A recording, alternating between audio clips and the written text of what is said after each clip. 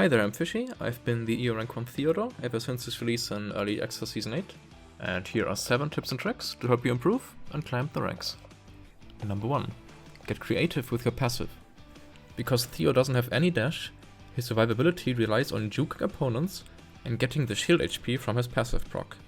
For example, you can enter a bush and immediately leave it again, making the opponent think that you actually kept going straight. But if you keep using the same jukes, then enemies will catch onto it. This is why you should try and get creative.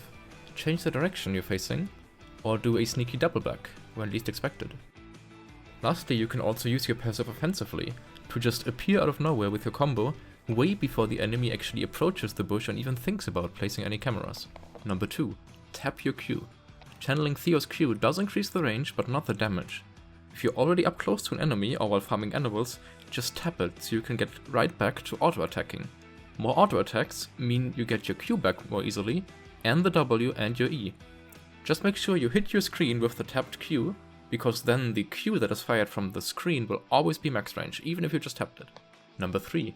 Your screen is your best friend. The screen Q from firing your Q into it is the only way to heal yourself, as you can walk into the beam that your screen is firing. If you get pushed, then sometimes it's actually even the best idea to just stick to your screen instead of running at all, because you will keep getting healed over time, and it might actually be enough to turn the duel around and win it. Number 4 is a quick one, which is just always attack something.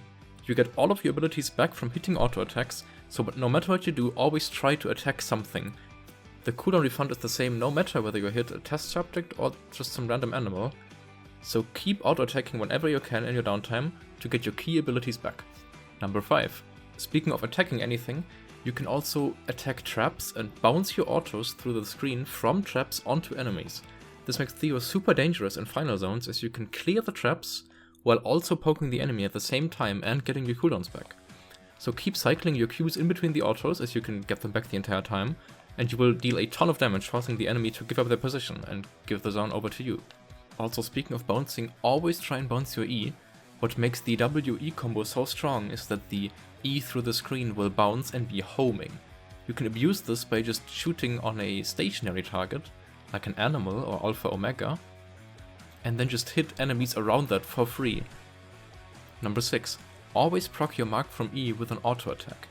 Hitting Q or E gives you an enhanced auto attack with bonus range. This makes it almost always instantly possible to proc the mark right away. So while the damage potential might be there from just raw R-ing instantly after you hit your E, it is just way safer to just spend one auto to instantly confirm the route, because your auto attacks can't miss, so you then confirm the R right after. That means your R will always deal the damage and your teammates will always be able to follow up. And finally, number 7, don't hesitate to ult backwards. Theo is a very fragile backliner because he doesn't have a dash, so when you get dove, instead of just trying to blow all abilities and maybe hope for a 1-for-1 trade, it is usually best to just try and survive at all costs, which means it's totally fine to use your ult and use it backwards. This may turn your fight into a huge comeback, because with the huge speed boost you can just run away and kite the enemy out. Additionally, your ult will always go through even if you get CC'd. So if you're about to get Nikki ulted, for example, use your ult right before she hits you and it will still cast. That way you're saving time, because you don't have to wait for your cast animation to finish after the stun.